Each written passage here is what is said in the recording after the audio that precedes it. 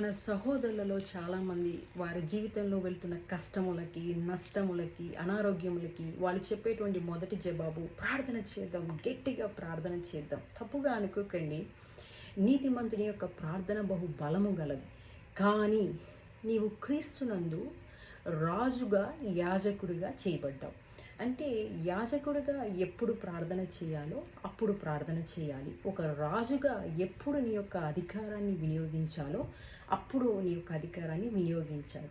చూడండి, క్రీస్తు ప్రభువారు ఎలాగైతే మెల్కీసెదెకు యొక్క క్రమము చొప్పున ఈ ప్రధాన యాజకుడిగా, రాజుగా ఎలాగ ఉన్నాడో ఆయన మాదిరి చొప్పునే ఆయన యందు విశ్వసించిన మన అందరినీ రాజుగా, యాజక సమూహముగా ఆయన చేశారు.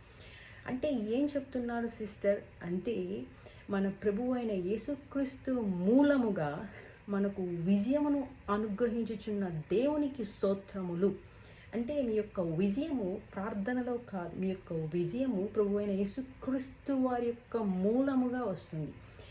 ఆయన మూలముగా ఎలా సిస్టర్